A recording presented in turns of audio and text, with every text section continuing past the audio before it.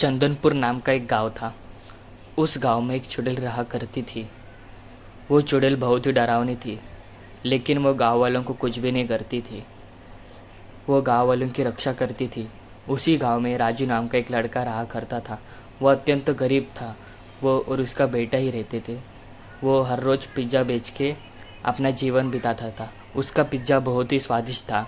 सब लोग उसका पिज़्ज़े की तारीफ़ करते थे। हेलो, पिज़्ज़ा ले लो, पिज़्ज़ा टेस्टी टेस्टी पिज़्ज़ा। रामो भैया, ये पिज़्ज़ा कितने में दिया? बहुत ही स्वादिष्ट है आपका पिज़्ज़ा। जितनी बार खाओ उतना कम ही लगता है। बहुत मस्त है पिज़्ज़ा। सब लोग उसके पिज़्ज़े की तारीफ़ करते थे। एक दिन उसके ठेले पर ही चुड़ैल आती है और चुड़ैल पिज़्ज़ा का वास सुनते ही उसको बहुत ही अच्छा लगता है। पिज़्ज़ा कितने में दिया? रामू चुड़ैल को देखते डर जाता है। फिर चुड़ैल कहते डरो मत, मैं तुम्हें कुछ नहीं करूँगा, मुझे सिर्फ पिज़्ज़ा चखना है। फिर रामू उसको पिज़्ज़ा देता है खाने को। उसको वो पिज़्ज़ा बहुत ही स्वादिष्ट लगता है। फिर वो बोलते हैं अगर तुम्हें मदद की ज़रूरत पड़े तो मुझे बुलाना। ऐसा कहकर वो चुड़ैल चली जाती है। रामू बहुत ही खुश होता है। बाद में वो चुड़ैल चली जाती है। रामू बहुत ही डरा हुआ था। फिर वो घर चला जाता है।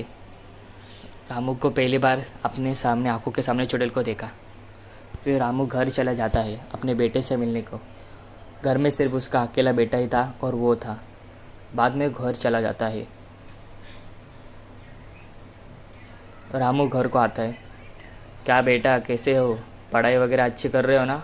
आज स्कूल से जल्दी आ गए, ऐसा रामू कहते हैं। दोनों बाप बेटे के ऊपर बहस चल रही होती है। दोनों बाप बेटे बात कर रहे थे। तभी रामू को हार्ट अटैक आता है और रामू की उधर ही मौत हो जाती है।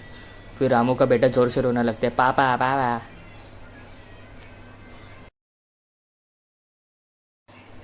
तभी वहाँ पर चुड़ैल आ जाती है और चुड़ैल कहती है बेटा रो मत, रामू मर गया, अब मैं तुम्हारा ख्याल रखूँगी, ऐसा चुड़ैल कहती है। चुड़ैल को कुछ समझ में नहीं आता अब मैं कैसे ध्यान रखूँ इस बेटे का। फिर वो कुछ तो सोचती है। फिर उसे याद आते है कि रामू का स्टॉल, अगर वो पिज़्ज़ा बेचेगी तो पैसे कमाएगी, ऐसा वो सोचती है। फिर वो अलग सा रूप रहती है। फिर वो पिज़्ज़ा बेचने के लिए जाती है। वो अलग से रूप लेके पिज़्ज़ा बेचती थी। वो साधारण रूप लेके पिज़्ज़ा बेचती थी और लोगों को खिलाती थी। लोगों को भी उसके ऊपर शक नहीं आता था। ऐसे करके वो अपने जीवन बिताती थी और दोनों खुश खुश रहते थे। सब्सक्राइब